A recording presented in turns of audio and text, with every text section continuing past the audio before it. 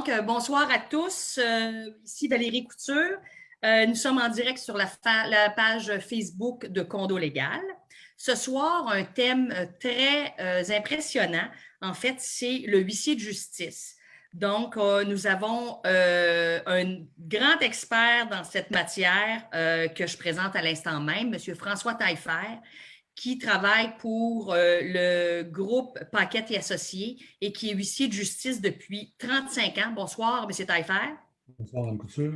Et naturellement, pour nous accompagner ce soir, Maître Yves Papineau, j'évite de vous le présenter puisqu'il est connu de tous et de toutes. Bonsoir, Maître Papineau. Bonsoir, Mme Couture. Ça va bien? Vous pratiquez pour remplacer Paul Arcand?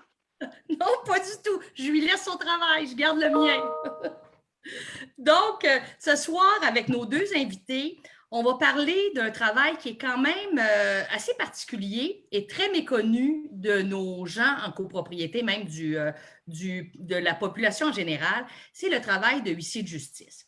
Le travail de huissier de justice, c'est un officier de la justice, puis Maître Papineau et M. Taillefer me corrigeront, qui peut œuvrer dans différents milieux de notre vie, en fait. Mais ce soir, on va viser naturellement la copropriété. Donc, ce soir, je vais laisser François nous présenter un peu son travail. J'aimerais aussi qu'il explique brièvement à nos auditeurs qu'est-ce qu'on fait quand on veut être huissier de justice et qu'est-ce que ça fait en fait un huissier de justice. Maître Papineau, vous n'hésitez pas à commenter ou à poser des questions à M. Taillefer. Donc, François, je te cède la parole tout de suite si tu veux nous présenter un peu ton travail et... Oui, bien, essentiellement, Mme Couture, pour devenir huissier, c'est minimum 3 ans de cégep en technique juridique ou un bac en droit. Par la suite, c'est un stage de 6 mois à la Chambre des huissiers et un examen de l'ordre professionnel qui, évidemment, doit être réussi. Le stage doit être réussi et l'examen aussi. C'est un stage de 6 mois. C'est peu, mais c'est quand même le début. Il faut commencer quelque part. Et qu'est-ce qu'un huissier? Un huissier, c'est comme vous l'avez dit tantôt, c'est un officier de justice habilité à faire des significations, des exécutions, des constats et depuis quelques années, perception à l'amiable. Alors, au niveau des condos, perception à l'amiable, des fois, ça peut être pratique pour certains syndicats pour percevoir les charges communes ou pour d'autres créances. Et le constat aussi, on va avoir l'occasion d'en parler tantôt dans la présentation. Alors, un huissier, comme moi, j'ai eu la chance de travailler dans des gros bureaux à Montréal. C'est une journée qui commence à 7 h le matin et qui se termine vers 8-9 h tous les soirs, du lundi au samedi. Alors, c'est des journées excessivement exigeantes au niveau du nombre d'heures, mais il n'y a pas une journée qui est pareille. C'est une signification, une saisie, mais ce n'est pas le même monde, ce n'est pas les mêmes personnes qu'on rencontre, ce n'est pas les mêmes genres de mandats qu'on reçoit. Alors, c'est très varié, c'est très enrichissant parce que ça nous permet de toucher un peu à tous les domaines. Alors, François, Mme Couture va nous revenir. Peut-être que le but de l'exercice ce soir était de dire il y a différents recours pour les syndicats. Premièrement, évidemment, celui qui est le plus habituel, c'est de récupérer les charges communes, les frais de condo. Oui. Alors, dans un premier temps, François, l'avocat ou le notaire peut préparer ce qu'on appelle un avis d'hypothèque légale. Et vous me permettrez, là, l'article 27-29 du Code civil du Québec nous dit l'hypothèque légale du syndicat des copropriétaires grève la fraction du copropriétaire en défaut pendant plus de 30 jours. Donc, l'avocat ou le notaire peut publier un avis d'hypothèque légale, mais il faut qu'il y ait un 30 jours de défaut. Et elle est acquise qu'à compter de l'inscription d'avis. L'avis doit indiquer la nature de la réclamation, le montant exigible au jour de l'inscription, le montant prévu pour les charges et créances de l'année financière en cours et celle des 2 années qui suivent. Ça, c'est important de comprendre que quand on publie l'avis d'hypothèque légale, on publie pour le passé, mais on sécurise aussi les frais pour les 2 prochaines années. C'est la loi qui le permet. Alors, nous, on publie l'avis d'hypothèque légale. La loi ne nous oblige pas à faire signifier ou notifier par le huissier l'avis d'hypothèque légale, mais d'un autre côté, Si le copropriétaire ne le sait pas, ou son épouse ou son conjoint ne le sait pas, ce n'est pas un grand succès. Alors, moi, je le fais systématiquement. On remet l'avis d'hypothèque légale au huissier, qui, lui, va aller voir, cogner un soir au souper pour s'assurer que toute la maison sait qu'on a publié l'avis d'hypothèque légale. Remarquez, moi, ça me fait plaisir parce que moi, je n'irai pas. Là. Je ne suis pas assez fou pour aller cogner au souper, déranger tout le monde pour dire l'avocat vient de publier l'avis d'hypothèque légale. Mais ça, c'est un des plaisirs de votre rôle. Par la suite, on publie un préavis d'exercice, on fait une requête introductive d'instance, on obtient la permission, généralement, le recours, c'est de faire vendre sous contrôle de justice. Alors, la question, François, une fois qu'on a le jugement, qu'on peut faire vendre l'appartement pour payer les frais de condo, les charges communes en retard, qu'est-ce que vous faites? Bien, nous, à partir du moment où on reçoit le jugement, évidemment, les paramètres sont tous indiqués dans le jugement. À titre d'exemple, la mise à prix, vente de gré à gré, le taux horaire de l'huissier, est-ce qu'on mandate un courtier, si oui, à quel montant? Alors, à partir de ce moment-là, nous, on va se fier à ce qui est marqué dans le jugement, évidemment, on n'a pas le choix. Et règle générale, c'est un clé en main, alors on s'occupe de tout du début à la fin, y compris les radiations d'hypothèque. Et on va mandater le courtier, soit de notre choix, soit du choix de l'avocat ou du syndicat. Et on va procéder à la mise en vente avec l'aide du courtier du condo. Le courtier va s'occuper de faire les visites, etc. Nous soumettre les offres, nous, dans l'intérêt des parties, y compris le copropriétaire défaillant. On va tenter d'aller chercher le meilleur prix possible. Ce n'est pas parce qu'un juge dit dans son jugement, je donne un exemple, mise à prix 200 000 pour un condo qu'on va le vendre 200. On va essayer de le vendre le plus possible le prix du marché et pour éviter toute contestation en vertu d'une nouvelle procédure du Code de procédure civile. Alors, dans l'intérêt de tous les parties, et du créancier et du débiteur et des tiers, s'il y a des tiers, on va viser le maximum. Alors, c'est dans ce sens-là, c'est assez rapide, règle générale. Les condos dans la grande région de Montréal se vendent rapidement. Et évidemment que c'est vendu sans garantie légale. Ça, c'est la clause principale qui va être indiquée dans notre contre-proposition. Étant donné que nous, on agit comme personne désignée, c'est moi qui vends, je n'ai jamais habité le condo.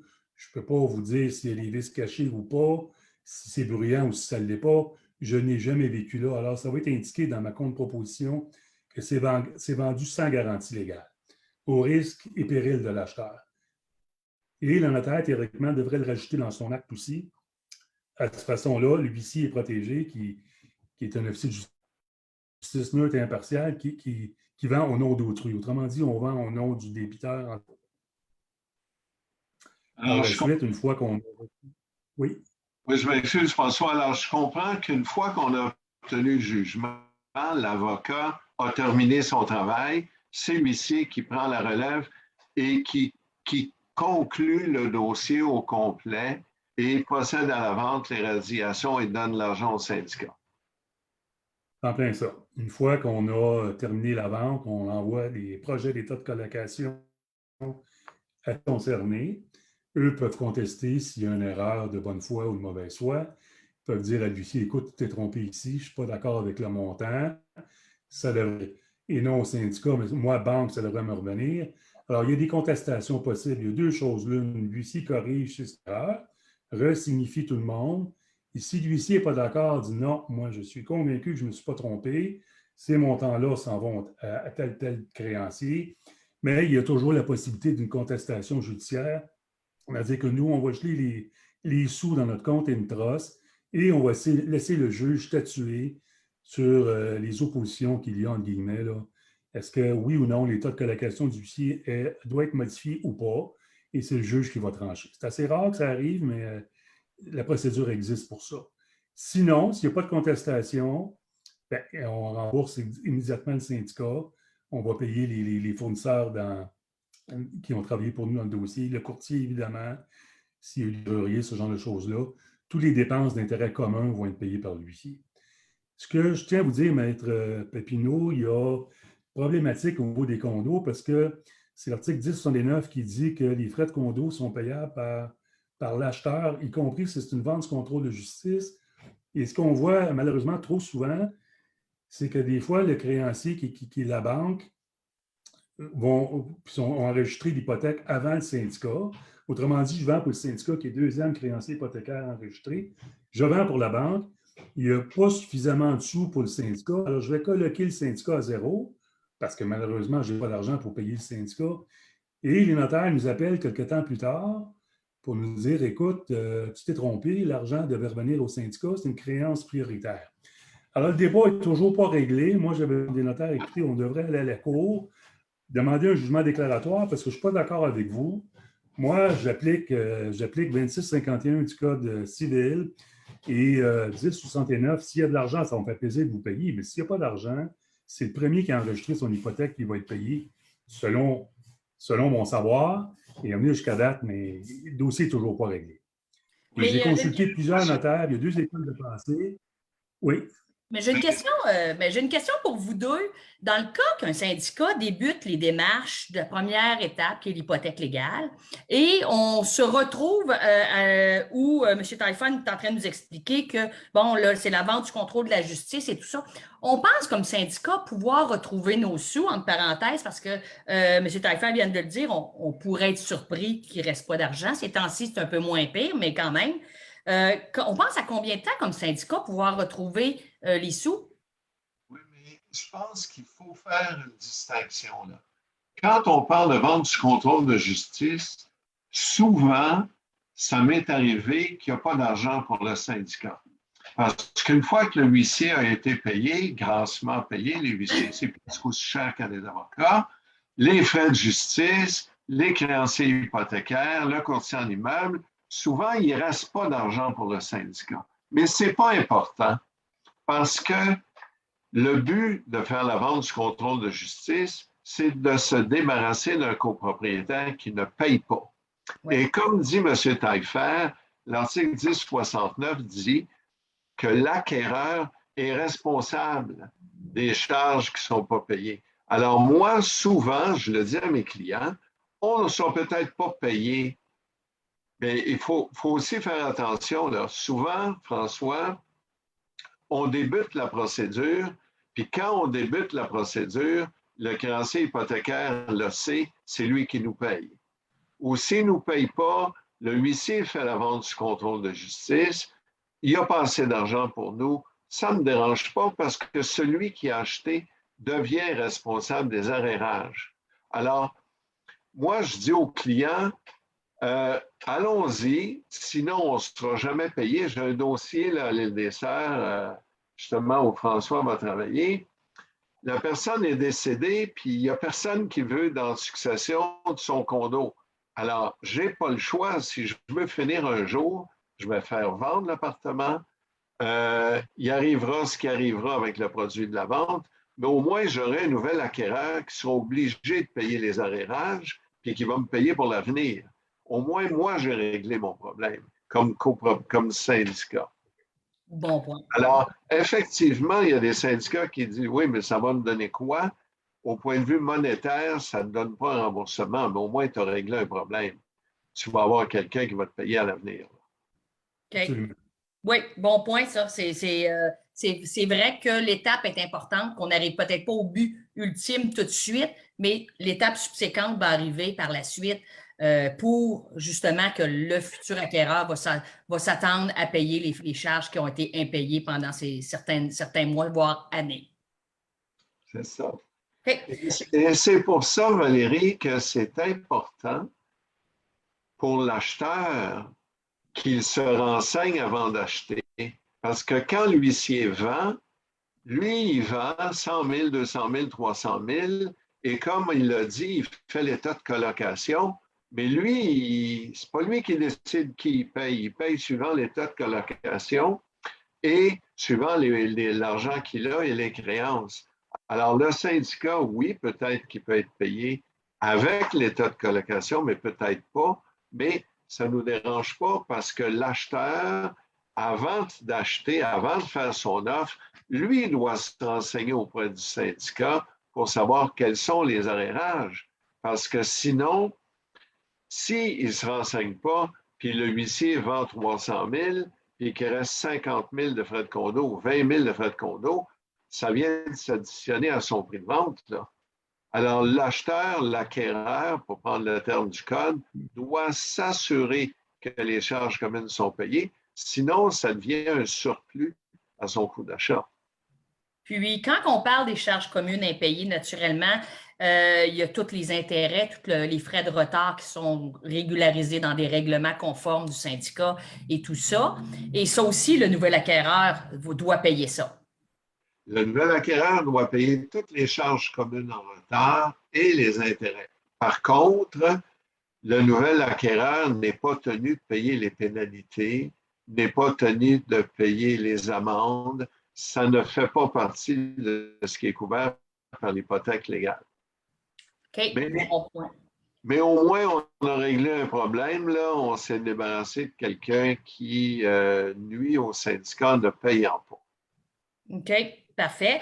Si M. Taillefer, dans le quotidien de votre pratique, la copropriété, ça prend une place comment dans vos est-ce que c'est une grosse partie de votre travail? Est-ce que c'est ce qui fait vivre plein d'huissiers ou Dans la grande région de Montréal, évidemment qu'il y a beaucoup de condos. Grande région de Québec, les grandes villes, je vous dirais à peu près en moyenne 5 à 10 de mon volume d'affaires. Moi, personnellement, c'est beaucoup des constats. Les constats en condo, il y en a beaucoup. Essentiellement des assemblées de copropriétaires. C'est souvent le soir ou les fins de semaine. Alors, ça fait partie quotidiennement du travail que je suis appelé à faire. La perception à l'amiable, il y a certains syndicats qui demandent beaucoup aux huissiers de tenter de collecter à l'amiable. Comme j'expliquais l'entrée de jeu, maintenant, on a le droit de le faire. Nous, on se présente aux portes et on demande aux copropriétaires, écoute, tu es en défaut ou tu dois X nombre de mois de frais de condo, veux-tu profiter de la dernière opportunité que le syndicat te laisse de me payer? Moi, je vais rembourser immédiatement le syndicat parce que si tu ne le fais pas, bien, voici la suite. La suite, ça peut être l'hypothèque légale, ça peut être un recours aux petites créances. C'est des frais supplémentaires que nécessairement tu peux devoir assumer ultérieurement. Profite donc de ma visite. Paye-moi donc. Je te remets le document qui peut être une mise en lettre du syndicat, peu importe. Alors, on ne fait pas juste remettre le document.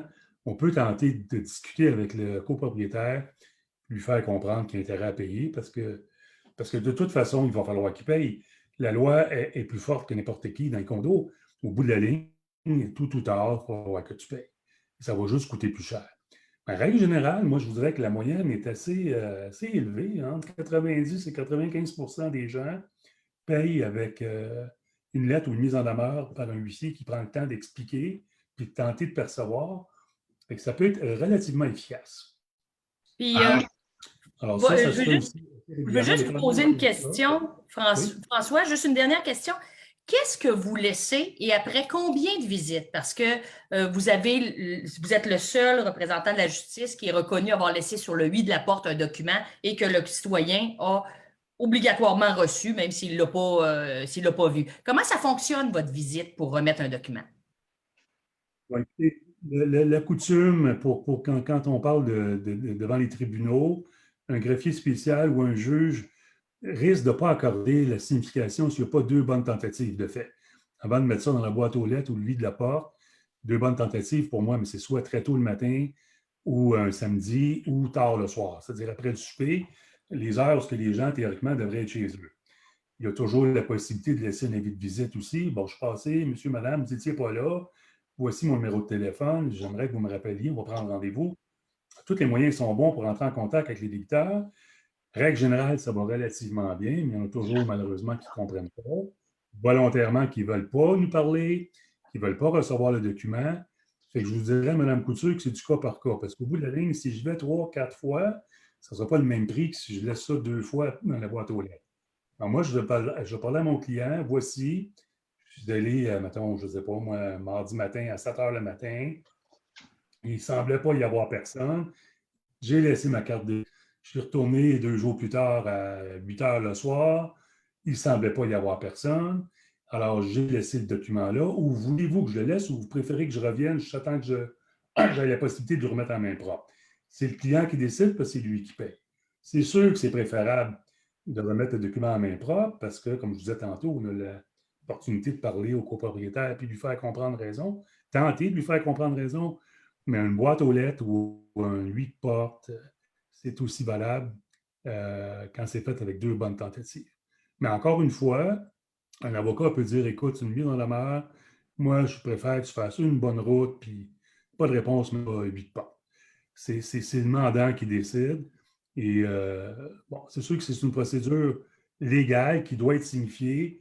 Même si mon client me demande une route, mais je vais lui dire, écoute, il faut que j'en fasse 2 parce que tu risques de ne pas obtenir ton jugement si je ne fais pas 2 bonnes tentatives. Quand on sait que les gens sont là, parce qu'évidemment, avec un bon huissier, il y a des trucs, quand on rentre dans une copropriété, théoriquement, on connaît le demandeur, on peut appeler le président du conseil d'administration ou le gestionnaire. Écoute, je suis en bas, peux-tu m'ouvrir la porte? Je vais aller cogner à la porte. Si j'entends les gens parler, puis je cogne à la porte, ça ne répond plus, en restant poli et respectueux, je peux m'arranger de me faire répondre aussi. Ça, c'est des petits trucs que tout bon huissier fait, de s'arranger pour se faire répondre quand on a un document à remettre. Ça arrive assez fréquemment, ça aussi. Les gens sont là et ils ne répondent pas. C'est des mauvaises nouvelles qui s'en viennent.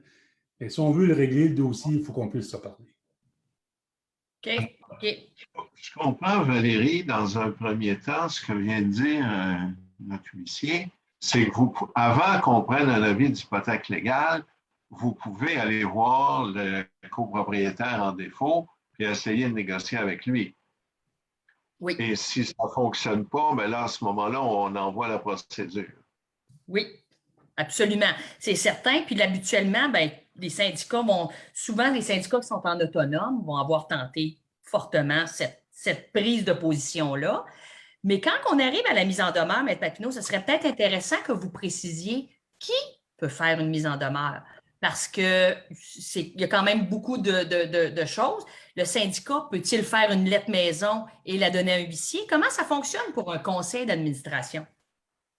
Alors, la loi sur le barreau est claire. Il y a uniquement un avocat qui peut faire une mise en demeure dans le sens suivant.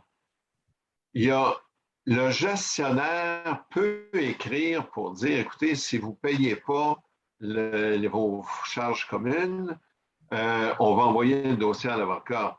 Mais le gestionnaire ou l'administrateur ne peut pas dire, si vous ne payez pas, on va prendre des procédures judiciaires. Alors, la différence, c'est qu'on ne peut pas menacer de procédure judiciaire à moins d'être un avocat. Alors, ce qu'on fait dans ce temps-là, ce que le gestionnaire ou le syndicat peut faire, c'est dire, si vous ne payez pas, si vous n'obtempérez pas à notre demande, on va transmettre le dossier à nos avocats, à nos procureurs pour qu'eux prennent des procédures. Ça, il n'y a pas de problème. C'est une forme de mise en demeure qui a un effet. Et vous savez, souvent, de faire signifier ça par un huissier, de demander à un huissier d'aller porter ça, ça a un impact un peu différent de si c'est envoyé par courrier recommandé et surtout par poste ordinaire. Le huissier a une certaine prestance, une certaine autorité, alors ça donne plus de poids à la demande et je ne vous dis pas que ça effraie, mais ça fait peut-être réfléchir plus le copropriétaire en défaut parce que là, il réalise que la justice commence à s'en mêler. Là. Absolument.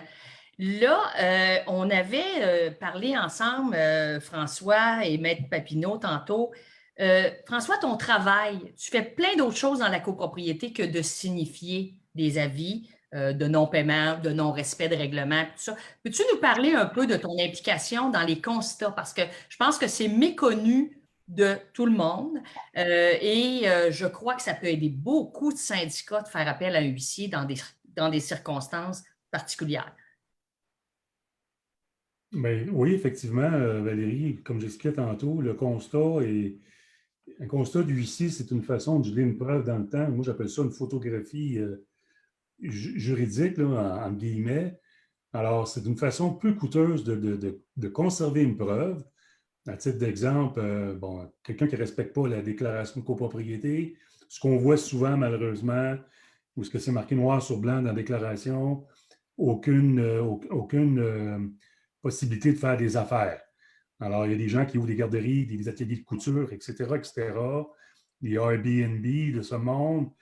Alors, l'huissier peut tout simplement se déplacer, constater effectivement que de 6h30 le matin à 7h30, X nombre de personnes qui sont rentrées dans l'appartement ABC.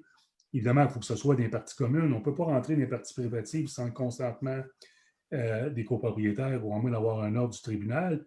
Mais tant que ça se fait dans les parties communes avec la permission du conseil d'administration, moi, si je reste dans le corridor, vérifier qu'est-ce qui rentre, quelles sont les personnes qui rentrent dans l'appartement, quelles sont les personnes qui vont ressortir le soir même, entre telle heure et telle heure, sans rentrer dans les détails, parce que je ne leur demande pas leur nom, je ne leur demande pas de s'identifier, mais je peux dire qu'il est rentré, mettons, 15 personnes avec des enfants le matin, et ces mêmes 15 personnes-là sont revenues le soir.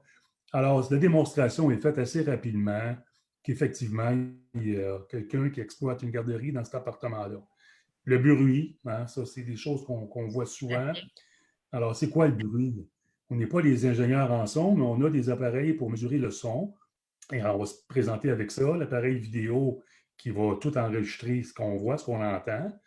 Et comme j'explique au juge les peu de fois qu'on va aller témoigner, ben voici, monsieur le juge, moi, mon appareil c'est un audiomètre, mais ça vaut ce que ça vaut. Je n'ai aucune expertise comme ingénieur en son, mais je peux vous dire que l'appareil passait de 80 à 90 décibels dans telles circonstances. Voici les bruits que j'entendais. Ça provient de l'appartement 304 et c'est entre telle heure et telle heure et c'est régulièrement tous les soirs. Ça dépend du budget du client. Est-ce qu'un soir, c'est suffisant? Moi, je pense que non. Si on veut constater qu'un copropriétaire est bruyant puis sur plusieurs périodes, il faut que l'huissier revienne à des heures différentes, constater qu'effectivement, il y a beaucoup de bruit, que ça dérange tous les copropriétaires sur certains étages. Alors ça, on voit ça souvent. Ce qu'on voit souvent aussi, c'est les assemblées générales, soit extraordinaires ou assemblées générales annuelles, où ce qu'il peut y avoir des conflits entre deux clans. C'est malheureusement ça qu'on voit souvent, deux clans de copropriétaires. Alors, est-ce que quelqu'un va vouloir prendre le contrôle sur l'autre? Est-ce que les prises de présence vont être faites correctement? Est-ce qu'il va y avoir des tentatives d'intimidation? Bien, le fait qu'un huissier soit dans la salle et que ce soit connu qu'il y a un officier de justice neutre et impartial qui va tout constater ce qui se dit et ce qui se passe, ça peut limiter un petit peu les gens qui auraient tendance à vouloir être agressifs puis pas laisser le droit de parole aux autres, de faire attention parce qu'ils sont enregistrés et l'huissier va tout constater ce qui se dit. Ce qui est important, Valérie, je te le disais tantôt d'entrée de jeu, c'est quand vous mandatez un huissier dans une assemblée générale, peu importe si elle est extraordinaire ou annuelle, de lui donner une procuration. Alors, il faut qu'il représente un copropriétaire parce que quelqu'un pourrait demander est-ce que l'huissier sort de l'assemblée compte tenu qu'il n'est pas copropriétaire. À partir du moment où l'huissier a une procuration, il n'a pas à sortir. S'il n'y a pas de procuration, malheureusement, si on lui demande de sortir, il devrait quitter. Tout à fait. Alors, un constat, c'est le sens de l'huissier qui vont permettre de constater le bruit, les odeurs. Les odeurs, c'est plus difficile. Déjà, quelqu'un m'avait demandé de faire un constat parce qu'il y avait dans l'appartement du concierge 22 chats. Alors, imaginez-vous les odeurs des litières. Bon, comme j'avais expliqué à mon client, moi, c'est délicat parce que je suis allergique aux chats. Fait que ma perception des odeurs va être beaucoup plus élevée que quelqu'un qui n'a pas d'allergie. Mais quand même. Alors, il fallait que je reste dans les parties communes. Je n'avais pas le droit de rentrer. Le concierge ne collaborait pas. Alors, je n'ai pas pu compter le nombre de chats. Je peux vous dire qu'au bord de la porte, il y avait des odeurs nauséabondes, terribles. Alors, comment on dit ça dans le constat? On le dit le plus correctement possible, le plus honnêtement possible. Et ça gèle la preuve dans le temps. Et à partir de ce moment-là, si le dossier ne se règle pas à l'amiable, et l'avocat du syndicat a une preuve de plus dans son dossier pour faire la démonstration qu'effectivement, il y a des odeurs nauséabondes dans le corridor, puis tout le monde a à subir ça. Fait que ça peut être à peu près n'importe quoi dans les garages, des gens qui ont des véhicules qui perdent de l'huile, des gens qui garent leur véhicule dans le stationnement d'un autre copropriétaire.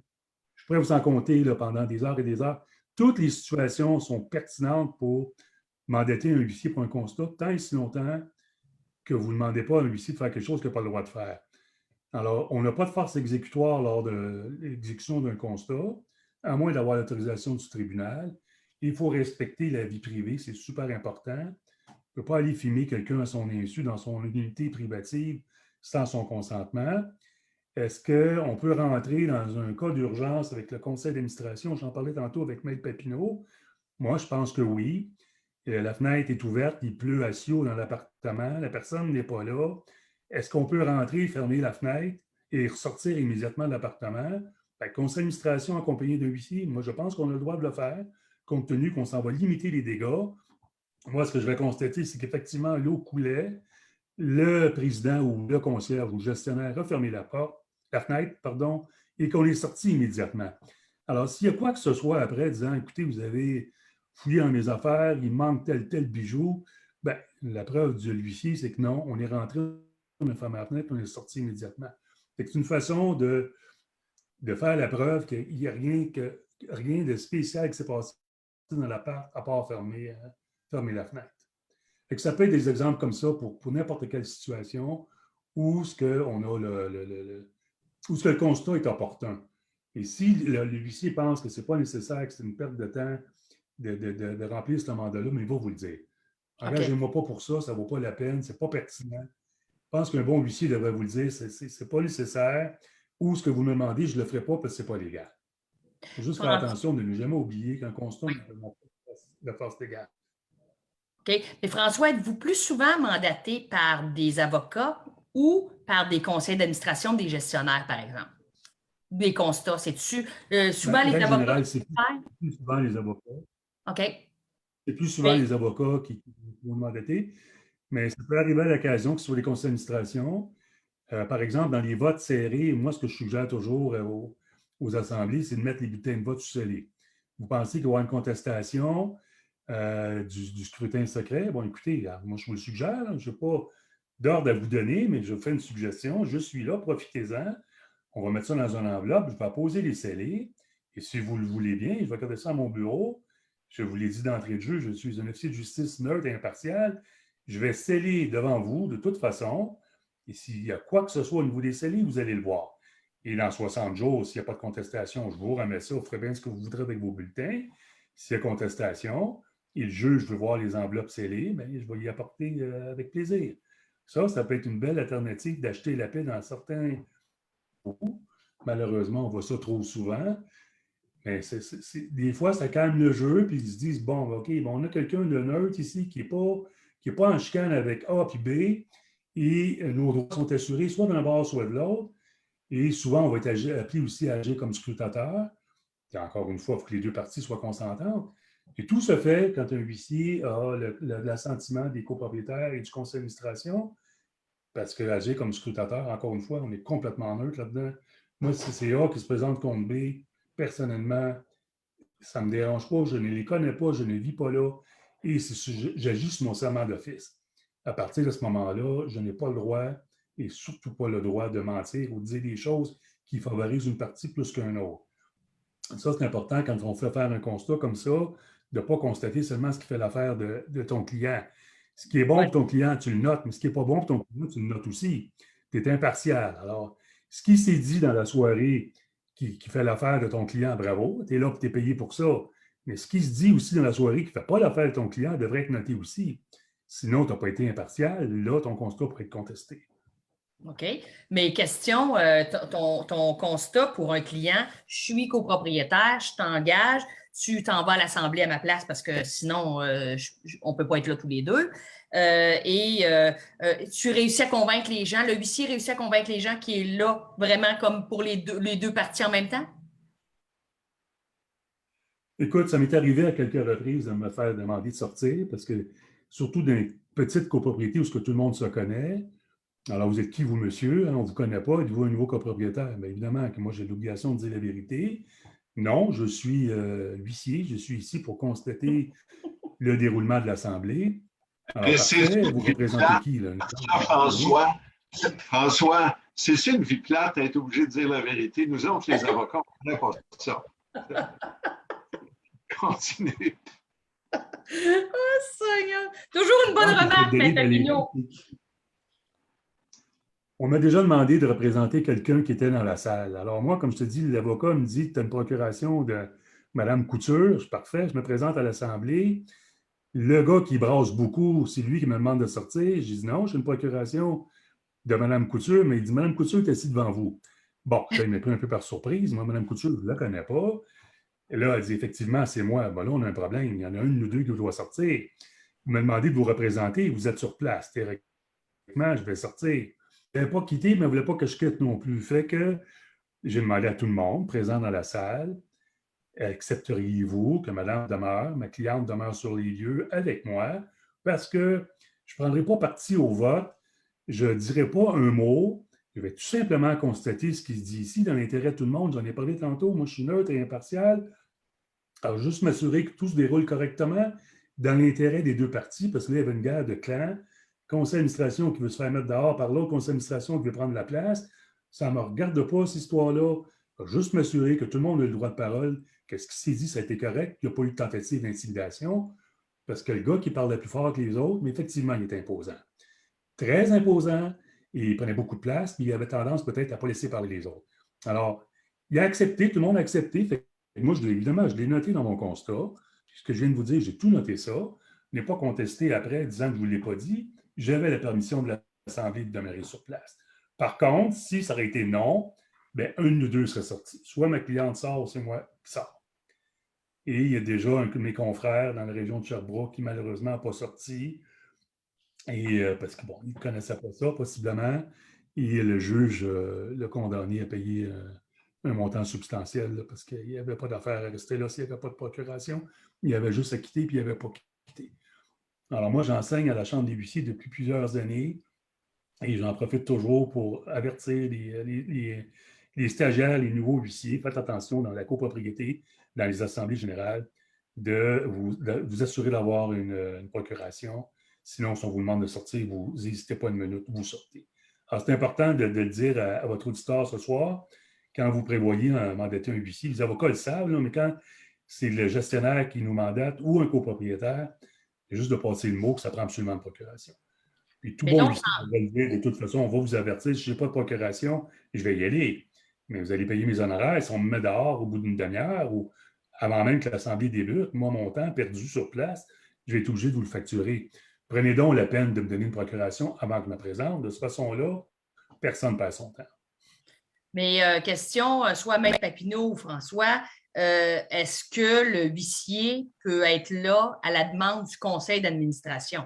Et à ce moment-là, est-ce il doit avoir une procuration s'il représente le CA parce que le CA a peur de je ne sais trop ou quoi que ce soit? La réponse, c'est oui, absolument. Pour les mêmes raisons que je disais tantôt. Si le conseil d'administration, un des membres du conseil d'administration veut laisser sa place à l'huissier par procuration, pas de problème, ou désigner un copropriétaire qui est plus ou moins intéressé à participer à l'Assemblée, il va donner sa procuration à l'huissier. Oui, ça se fait régulièrement, ça aussi. Okay. Il y a une autre façon aussi, Valérie, qu'on peut procéder, c'est que le huissier est l'invité du conseil d'administration et le conseil dit « Nous avons invité le huissier pour préparer un constat sous ça. À moins que l'Assemblée refuse sa présence, il peut demeurer là à titre d'invité. Okay? » Moi, j'ai deux sujets pour notre huissier. Vous nous avez dit tantôt que s'il y a une créance d'un syndicat, vous pouvez, avant d'instituer des procédures, aller voir le débiteur. Dans le cas du syndicat, souvent, le syndicat doit aller à la Cour du Québec, division des petites créances, si jamais votre intervention première n'a pas résulté en un paiement. Alors, le syndicat va à la Cour des petites créances. Le syndicat présente sa preuve, obtient un jugement. Qu'est-ce qu'il fait le syndicat avec son jugement une fois qu'il l'a obtenu? La meilleure chose à faire, c'est de contacter l'huissier le plus près de l'endroit de l'immeuble, l'endroit le plus approprié. Le bureau de l'huissier, il y en a partout dans le Québec. Et prendre le temps de bien discuter avec l'huissier en question des mesures qu'on peut prendre. Parce qu'un huissier, contrairement à un avocat, ça ne coûte pas cher, mais ça coûte quand même relativement débourser des timbres judiciaires. Et toutes les démarches qu'on va entreprendre, c'est le débiteur qui va les payer à condition qu'il paye. Si le débiteur fait faillite ou il y a une opposition, je donne un exemple, ou mandaté pour aller saisir les biens meubles de Mme Couture, Je m'exécute, je m'en vais chez Mme Couture, je saisis ses biens meubles, j'essaie de la convaincre de payer, elle ne veut pas. J'entreprends de publier ça au registre des ventes parce que la loi me l'oblige. Je suis encore des déboursés. Le jour de la vente, je reçois quelques jours avant, une opposition. Les meubles appartiennent à monsieur et non à Mme Couture. Je dois tout arrêter. Alors, on est rendu à 500-600 $ d'honoraires plus les déboursés. Et s'il n'y a rien à faire parce que l'opposition est valable, ben, j'envoie la facture au syndicat. C'est dommage un petit peu. Moi, ce que je suggère toujours à mes clients, quand ils ont un jugement, commençons par ce qui coûte le moins cher. Monsieur a un compte de banque, hein, vous êtes en relation avec lui, il a quand même fait des chèques pour payer ses frais de condo. En tout cas, j'espère qu'il en a fait au moins quelques-uns. Alors, il y a un compte de banque. Allons faire un petit tour à la banque, saisir le compte de banque. Commençons par ça et on va voir comment que monsieur va réagir, monsieur et madame, là, le débiteur va réagir. Et s'il paye, bien, bravo. S'il ne paye pas, bien, il va savoir que les procédures sont entamées. Ça va peut-être nécessiter un coup de téléphone, soit au syndicat, soit à l'huissier, qui va dire, écoute, ça, c'était la première étape. Il n'y a pas suffisamment d'argent dans ton compte de banque pour payer la dette. C'est sûr qu'il va y avoir d'autres choses comme étape. Veux-tu, oui ou non, t'entendre avec moi pour faire un paiement? Si tu as besoin d'un mot ou deux, si le syndicat est d'accord, est-ce que je puisse négocier un délai? Je vais le faire avec plaisir. Si le syndicat n'est pas d'accord, c'est le syndicat qui décide, c'est lui qui donne les instructions. Alors, il faut remplir maintenant avec le code de 2016, le nouveau code de procédure civile, un bordereau d'instructions. Ça, c'est facile pour les avocats ou les techniciens juridiques d'un bureau d'avocats. Mais monsieur et madame tout le monde qui ne connaît pas ça, je suggère fortement d'appeler l'huissier, prendre rendez-vous avec l'huissier à son bureau, se faire expliquer en détail quelles sont les meilleures procédures à prendre, les moins coûteuses, pour y aller étape par étape, pour essayer d'éviter de monter un bill qui, au bout de la ligne, risque de payer centaines d'en pièces ou risque peut-être de rien donner. Alors, à partir de ce moment-là, il faut faire attention parce qu'on n'a pas l'obligation de résultat. Nous, les huissiers, on a une obligation de moyens. Alors, je vais prendre les moyens, tous les moyens en ma possession pour avoir un résultat le plus positif possible. Vous savez que la loi oblige de laisser 5 000 $ de biens meubles à l'intérieur, 5 000 $ dans un 4,5, mais il est mieux d'être démeublé et bien garni parce que ça va vite, là. Alors, si monsieur ou madame a une voiture, mais c'est loué ou c'est financé, on peut bien la saisir. Si la preuve est que monsieur me remet ses enregistrements, il me fait la démonstration que l'auto est en location, je ne ferai pas exprès de faire des frais. Alors, voyez-vous, c'est ça. C'est tout du cas par cas. Moi, je suggère toujours le travail. Si monsieur ou madame travaille, si ça n'a pas fonctionné avec le compte de banque, allez au travail. C'est certain que ça va prendre du temps, mais c'est certain que vous allez être payé. La portion saisissable de son salaire va être prise par l'employeur, remboursée à l'huissier qui va rembourser le syndicat. Alors, ça prendra le temps que ça prendra, mais vous allez être payé 100 cents dans la pièce, plus les intérêts, plus les frais de l'huissier. Et si au bout de la ligne, ça donne rien parce que monsieur ne travaille pas, quitte son emploi ou quoi que ce soit, bien là, en dernière alternative, la saisie de biens meubles ou dépendamment de la créance. Ça peut être une saisie d'immeuble ou si la créance est en haut de 20 000 pour l'immeuble principal où le débiteur réside.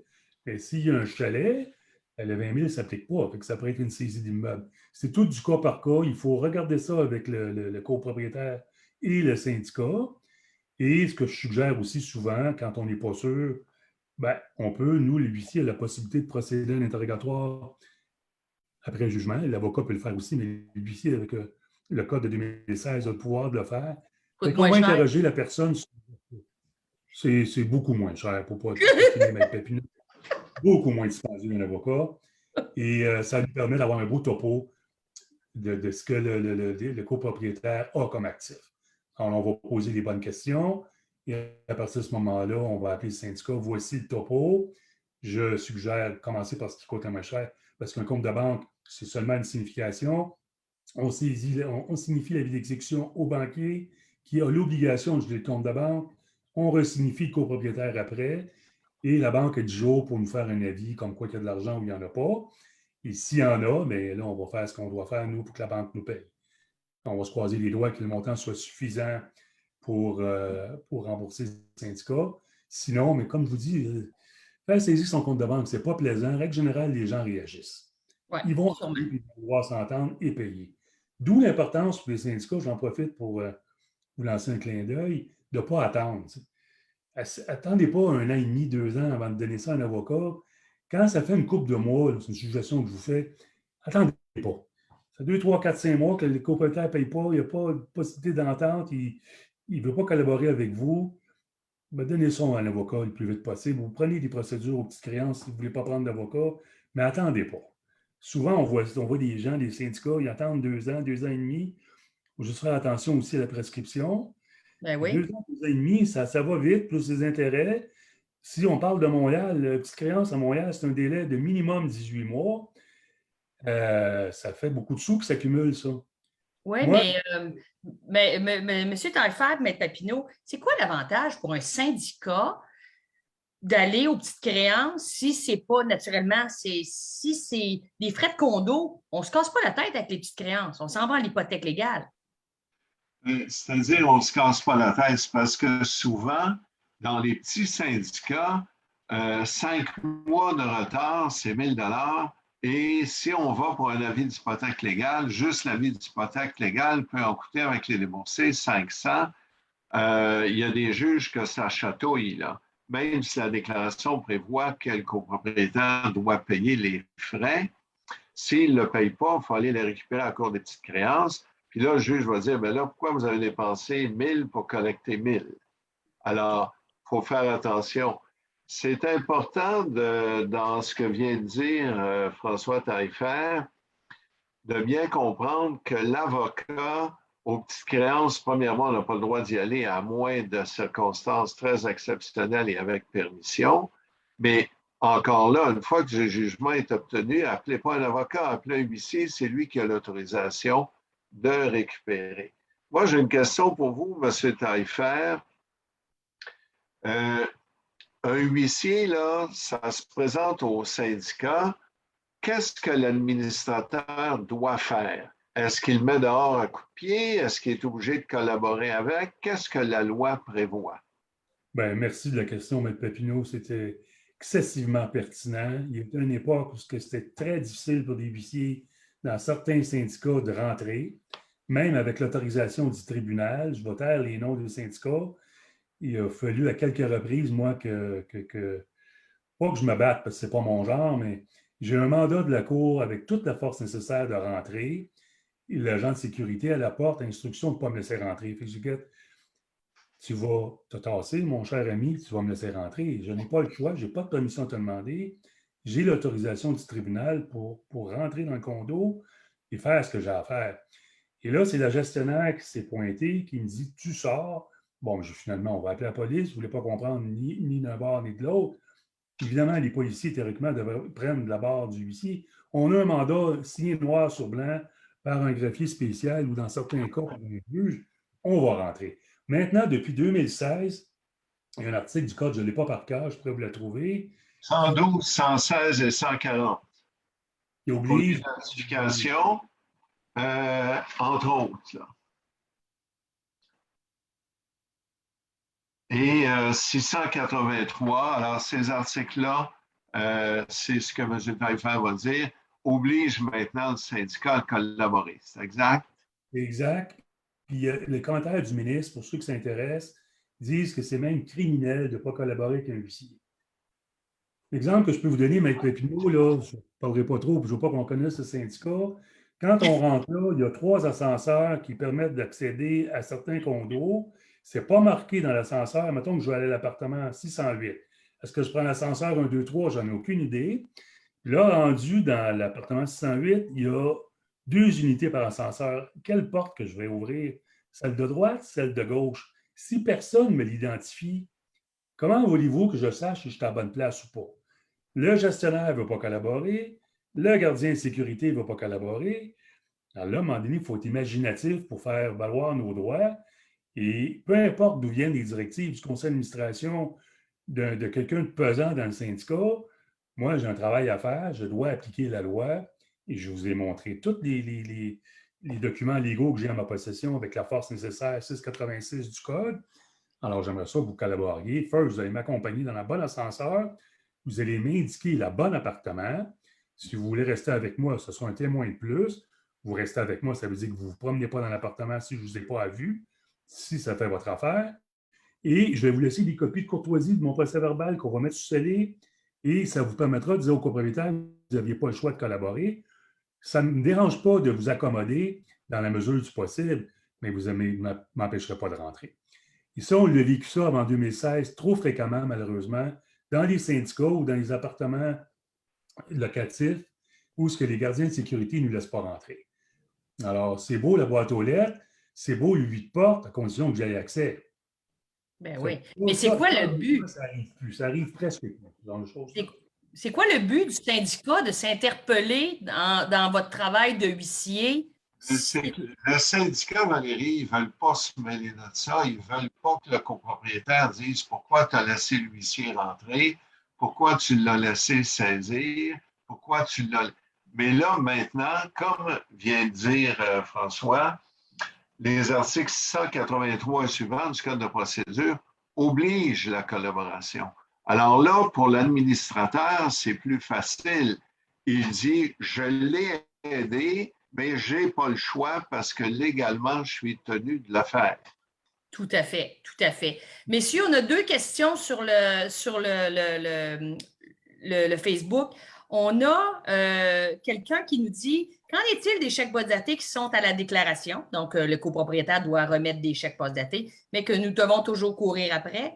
Nous imposons des frais de 2 % selon la déclaration, mais on est tanné de courir après. Alors, qu'est-ce qui arrive avec ça, Maître Papineau, quand un syndicat veut s'assurer de recevoir les chèques post-datés tels que le prescrit la déclaration? Ben, écoutez, il y a plusieurs choses à faire. Dans un premier temps, il faut comprendre qu'il y a une obligation. Malheureusement, si le copropriétaire ne respecte pas son obligation, il y a moyen d'avoir une ordonnance du juge pour le forcer à le faire, mais là, on va dépenser beaucoup d'argent. Par contre, ce qu'on peut faire, la loi et la déclaration l'indiquent, les paiements de frais de condo sont payables sur un budget annuel. Et la loi permet ce qu'on appelle une répartition des paiements, c'est-à-dire qu'on divise par 12. Mais la journée que quelqu'un ne paye pas un mois, il perd le bénéfice du terme et on peut exiger la totalité des frais de l'année. Alors, la personne ne paye pas le 2e mois. À ce moment-là, on peut s'adresser à la Cour des petites créances et demander d'avoir la totalité du restant de l'année comme paiement. Et là, le juge va le donner, sauf comme dit François, les délais sont 16 mois, ça ne nous aide pas beaucoup. Mais quand le copropriétaire reçoit une mise en demeure pour la totalité de l'année, il va vous appeler et dire hey, c'est pas ça que je dois un mois. Tu dis non, tu as perdu le bénéfice du terme, on va être payé en entier. Souvent, ça aide les copropriétaires à comprendre leurs obligations. On a une autre question sur, tantôt, quand on parlait de l'argent qui va être délivré suite à la vente. Les créances hypothécaires sont extrêmement importantes maintenant. Exemple, acheter 800 000, créances hypothécaires 850 000. Les copropriétaires actuels pourraient ne pas payer les cotisations puisque, vu les coûts, les syndicats n'ont possiblement donc pas envie de poursuivre. Donc, il ne reste pas d'argent à la vente. Ce sont les copropriétaires qui sont pris avec tous les frais causés par la poursuite. On en a parlé tantôt. Jamais. Moi, là, c'est impossible, à moins d'une faillite et dans certaines circonstances. Quand je dis à une faillite, là, je parle des honoraires extrajudiciaires, tout ça, mais moi, je ne connais pas de dossier où on ne peut pas percevoir les charges communes des frais de condo. Sinon, si celui qui est propriétaire aujourd'hui ne les paye pas, c'est celui qui va acheter qui est obligé de les payer, comme on l'a dit tantôt. Alors, on ne peut pas perdre de frais de condo. Ce qu'on peut perdre, c'est les honoraires extrajudiciaires, les pénalités. Ça, ce n'est pas transférable. Si le copropriétaire fait faillite, on les perd. Mais les frais de condo, jamais. À moins de laisser prescrire. Comme disait François tantôt, attendez pas 2 ans et demi, puis 3 ans, c'est prescrit. À ce moment-là, le syndicat va perdre de l'argent. C'est la seule façon que le syndicat peut perdre de l'argent, c'est la prescription, en fait, surtout. Exactement. OK. En terminant, il nous reste 4 minutes, mais j'aimerais entendre François terminer sur ça. dans les constats et tout ça, tu le sais, tu connais ça, la copropriété, beaucoup, beaucoup, beaucoup. Les problèmes de travaux en copropriété, de non-respect Comment ça fonctionne si un copropriétaire ne respecte pas, qui continue de faire ses travaux malgré qu'il n'a pas fait la demande au syndicat, puis il n'a pas eu la réponse positive du syndicat, et puis il y a des délais normaux, c'est pas anormal. Comment tu peux être envoyé là par le syndicat pour arrêter les travaux? Qu'est-ce que tu vas faire?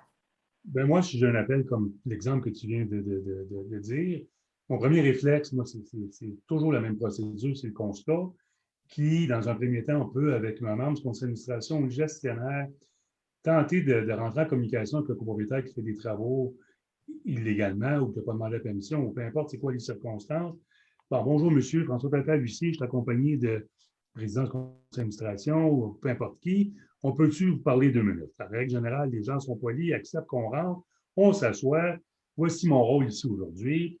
Vous faites des travaux, vous n'avez pas le droit pour telle raison. Là, moi, je suis ici pour constater à l'amiable, est-ce que oui ou non, vous acceptez de collaborer avec le syndicat et soit de demander les permis nécessaires, soit de cesser, parce que, dépendamment de votre réponse, il va y avoir une suite à tout ça. La suite, c'est que je vais faire mon rapport des réponses que j'ai obtenues en discutant avec vous. À l'intérieur du condo, je vois bien que vous êtes en train de faire des travaux. Je peux les voir de l'extérieur aussi s'ils n'acceptent pas de me laisser rentrer. C'est tout du cas par cas. Mais règle générale, Valérie, ça donne des bons résultats parce qu'un huissier à la porte, ce n'est pas nécessairement des bonnes nouvelles, mais l'approche respectueuse, lui dire, écoute, c'est la dernière alternative avant les procédures parce que la prochaine étape, si tu n'acceptes pas de collaborer, bien, l'huissier va constater, il va faire son rapport, on va nous remettre ça, et nous, on risque d'aller voir un avocat avec ça pour soit aller chercher une injonction ou prendre d'autres procédures. Ça, rendu là, c'est l'avocat qui est maître de sa procédure, mais vous aurez un petit rapport qui est peu dispendieux et qui vous permet de geler la preuve dans le temps. Il vous a envoyé promener, il ne veut rien savoir. Souvent, on se fait dire, tu le sais mieux que moi, Valérie, je suis chez nous, je fais ce que je veux. C'est tellement plate d'entendre ça. Vous avez acheté un condo, vous devriez savoir dans quoi vous embarquez. Si la vie en condo ne fait pas votre bonheur, allez vous acheter un bungalow. Mais ceci étant dit, il y a toutes sortes de monde dans condo. Alors, c'est tout du cas par cas, mais rien de mieux comme consulter son huissier avant de le mandater. C'est-tu pertinent?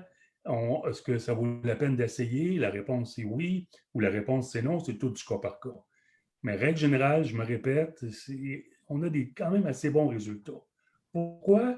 Parce qu'il est moindrement sensible qu'au propriétaire, il voit le sérieux. Là, le syndicat a déjà entamé des procédures. Ils ont mandaté un huissier qui s'en vient constater. Il faut que je fasse attention à ce que je vais faire, il faut que je fasse attention à ce que je vais dire, parce que là, je suis pas surveillé, mais ils ont pris les moyens de faire appliquer la déclaration de copropriété à la lettre. Est-ce que je continue à être en contravention ou j'arrête? Et j'ai eu ma chance, l'huissier me l'a dit, le syndicat me l'a dit, le conseil d'administration, c'est-à-dire maintenant, je subirai conséquences si je ne veux pas collaborer. Mais ça vaut la peine, d'après moi, d'essayer parce que les coûts d'un constat, ce n'est pas très dispendieux. Puis si le résultat est positif, bien, vous venez de sauver un litige à la cour, puis tout le monde est content. Écoute, c'est très enrichissant ce qu'on a appris ce soir. Merci beaucoup, François Taillefer de Paquette et Associés, d'avoir participé à la web radio ce soir. Je suis certaine et je suis convaincue que les auditeurs et les auditrices ce soir ont appris énormément parce que, honnêtement, je crois que ce n'est pas un réflexe pour les conseils d'administration, les gestionnaires et les copropriétaires de se faire aider par un huissier. Donc, je suis sûre qu'on a démystifié quelque chose d'important. Merci beaucoup de ta présence, François. Merci, Maître Papineau, encore de toujours être présent pour les web radios de Condo Légal. Et on vous invite à consulter toujours les fiches pratiques sur Condo Légal.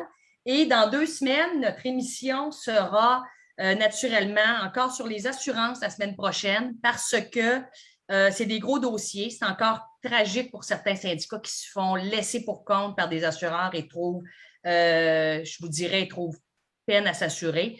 Donc, on va donner des trucs avec Annie Gosselin, avec Yves Papineau et moi, donner des trucs pour séduire les assureurs en copropriété. Donc, merci à vous tous. Merci encore, François Taillefer. J'ai reçu un message qu'on me dit que tu es un des meilleurs invités de l'année. Donc, beau compliment. je crois, après M. Valérie, Poulain. c'est sa mère. Donc, merci François. Je suis sûre qu'on va pouvoir te réinviter éventuellement. Ça Maître va faire Papineau, plaisir, Valérie. toujours un Merci à toi pour plaisir. l'invitation. Merci beaucoup. À très Puis bientôt. bonsoir à tous. Merci. Bonne soirée à tout le monde. Bye bye.